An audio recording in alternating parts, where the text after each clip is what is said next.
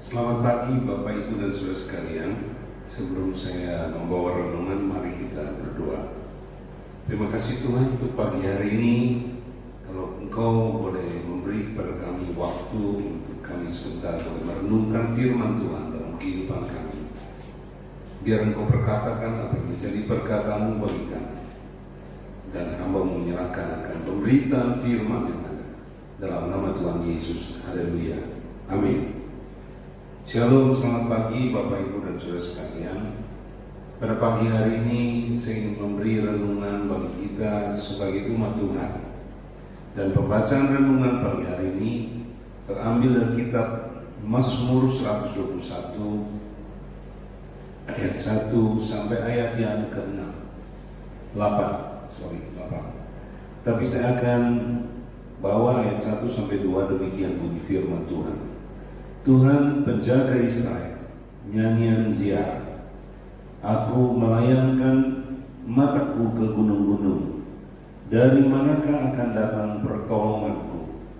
Pertolonganku ialah dari Tuhan yang menjadikan langit dan bumi. Bapak Ibu silakan dibaca pada sampai dengan ayat ke-8, tapi renungan kita yang saya sudah bacakan ayat barusan ini. Kita tahu bersama bahwa sesuai dengan ketentuan pemerintah bahwa adanya yang disebut waktu di mana sudah dan saya tidak boleh keluar. Tetapi bukan juga merupakan halangan bagi kita untuk merenungkan firman Tuhan. Dan firman ini merupakan firman nyanyian ziarah. Berarti nyanyian yang dilakukan pada saat adanya ziarah kepada sesuatu yang bermanfaat bagi kita dengan perenungan yang ada. Oleh sebab itu pada pagi hari ini, dengan keterbatasan yang kita diminta diam di rumah, ada beberapa hal yang saya akan memberikan renungan bagi kita pada pagi hari ini. Yang pertama, dari keterbatasan tidak bolehnya sebaiknya kita ada diam di rumah, kita harus melihat ini sebagai kenyataan. Kenyataan untuk kita semua merenungkan apa yang dapat kita lakukan ketika pembatasan ini terjadi. Yang pertama, sudah saya melihat bahwa keterbatasan bukan berarti sudah tidak bisa beraktivitas. Kita bisa beraktivitas di rumah. Dalam kita beraktivitas di rumah, maka salah satu hal yang perlu saudara renungkan, di dalam hidup saudara ada hal-hal yang pasti sudah dapat kerjakan. Ada hal-hal yang saya percaya yang sudah dapat memberikan manfaat bagi hidup saudara. Apakah dalam bentuk hobi, apakah dalam bentuk kepandaian mengerjakan sesuatu, dan itu pasti juga dapat dilakukan. Atau sudah dapat menghibur diri sudah bersama dengan keluarga untuk mengadakan komunikasi. Oleh sebab itu, saudara-saudara kita dengan pembatasan waktu jangan mengalami satu kebingungan. Tapi buatlah program-program khusus yang sesuai dengan kebutuhan saudara masing-masing di rumah. Oleh sebab itu, saudara-saudara kekasih, sekali lagi dalam kondisi yang ada, saya bersyukur kalau saya bisa menyampaikan sesuatu bagi saudara pada pagi hari ini dengan keterbatasan yang ada. Sebab saya percaya bagaimana juga Rasul Paulus ketika diputuskan dia harus naik banding ke kota Roma, maka dia berangkat lewat kapal laut. Dan sudah tahu bahwa ketika dia berangkat pada kapal laut bukan tidak ada kesulitan. Ada kesulitan, kapalnya karam, pecah. Tetapi dia melanjutkan perjalanan. Dalam melanjutkan perjalanan dia melihat apa yang Tuhan tanamkan dalam hatinya tentang visi Allah bagi hidupnya ketika dia diputuskan naik banding ke Roma.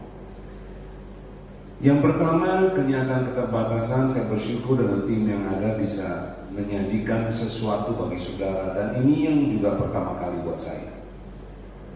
Yang kedua, dalam panggilan kita, saudara dan saya sesuai dengan rencana Allah pasti memiliki apa yang disebut dengan kesempatan.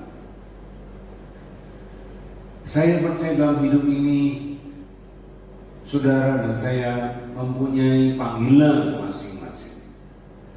Dalam panggilan masing-masing saya percaya kita mempunyai satu visi ke depan, apa yang Tuhan akan tetapkan dalam kehidupan saudara dan saya. Dalam penetapan Tuhan itu bukan berarti saudara jalani dengan mulus saja. Perlu apa yang disebut pengabdian, perlu apa yang disebut perjuangan, perlu apa yang disebut hikmat Tuhan ketika tantangan-tantangan itu boleh datang. Saudara-saudara jemaat yang saya kasih di Jalan Mutiara, 37 tahun lalu ketika saya membangun kerinduan yang ada jemaat di Jalan Mutiara, bukan berarti mulus-mulus. Ada kekurangan kita. Dalam kekurangan kita, kita pasti mengalami apa yang disebut dengan tantangan dan rintangan. Apakah perjalanan rohani ini harus berjalan langsung terus?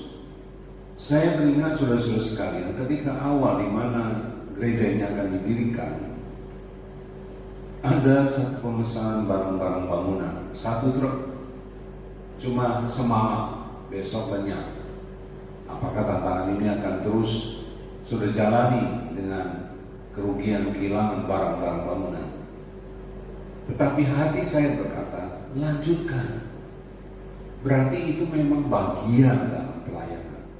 Kita tidak usah mencari tahu, tapi kita minta Tuhan cukupkanlah segala sesuatu yang ada. Sesuai dengan firman Tuhan Roma 8 ayat 28, kita tahu sekarang bahwa Allah turut bekerja dalam segala sesuatu untuk kebaikan bagi mereka yang mengasihi Dia, yaitu bagi mereka yang terpanggil sesuai dengan rencana Allah. Jadi itu 37 tahun lalu. Sekarang pun sudah bisa melihat bagaimana Allah bekerja di tengah-tengah pelayanan kita bersama. Jadi dalam hidup ini saya percaya sesuai panggilan Tuhan, apa yang disebut kerinduan terhadap kebenaran Injil Tuhan menjadi bagian hidup yang saudara dan saya perlu merenungkan dan perlu mengingat kembali betapa besar kasih karunia Tuhan dalam hidup kita lewat kesempatan hidup yang saudara dan saya alami. Saudara-saudara yang saya kasih, oleh sebab itu di dalam pelayanan maka pengembangan diri itu menjadi salah satu modal bagi kita untuk apa yang disebut dengan melatih kehidupan rohani kita untuk tetap kuat dalam Tuhan bila ada rintangan, halangan atau pembatasan-pembatasan tertentu yang kita alami. Jadi saudara-saudara sekalian, hal yang ketiga yang kita perlu renungkan dalam hidup ini, biarlah segala sesuatu peristiwa-peristiwa dalam hidup saudara dan saya itu boleh mengembangkan akan kehidupan rohani kita, bukan menjadi turun tetapi menjadi kuat di dalam Tuhan. Saudara-saudara yang saya kasih dalam nama Tuhan Yesus, bagaimana saudara bisa kuat dalam Tuhan? Yaitu saudara dan saya harus berjalan bersama dengan Tuhan setiap hari, baik pada waktu ada matahari, tetapi juga terlebih kita akan lihat pada waktu terjadinya badai ataupun hujan ataupun kegelapan. Itulah sebabnya saudara-saudara, saya bersyukur pagi hari ini saya boleh menyampaikan pesan ini kepada saudara. Kenapa? Karena saudara dan saya dipanggil Tuhan untuk mengembangkan diri, bukan secara fisik semata-mata, tetapi saudara dan saya harus mengembangkan diri saudara masing-masing di dalam batin kita, pengenalan kita akan Tuhan lewat hubungan pribadi saudara dan saya. Walaupun kita boleh melihat dalam nyanyian ziarah ini, aku memandang kepada saudara-saudara, melayangkan mataku kepada gunung-gunung yang mempunyai jarak dalam hidup ini. Saudara-saudara yang kasih dalam nama Tuhan Yesus, haruslah saudara dan saya pada saat ini boleh melihat dan boleh menyatakan akan kekuatan saudara di dalam saudara-saudara ada di rumah masing-masing. Saya bersyukur kalau saat ini sudah hampir 2 minggu saya di rumah, tetapi ada banyak hal yang bisa dikerjakan. Kenapa? Karena saudara-saudara sudah mengembangkan apa yang disebut menambahkan hidup saudara. Di dalam batin saudara ada pengembangan kekuatan lewat situasi yang saudara dan saya alami saat ini. Oleh sebab itu, nyatakanlah akan kualitas pengembangan batin saudara, bukan oleh karena semata-mata ada pembatasan. Yang keempat, saudara-saudara boleh merenungkan pada pagi hari ini adalah dalam pembatasan yang ada, mari kita kembangkan bagaimana saudara dan saya boleh mengandalkan sesuatu yang dari luar, yaitu sesuatu kekuatan daripada Tuhan.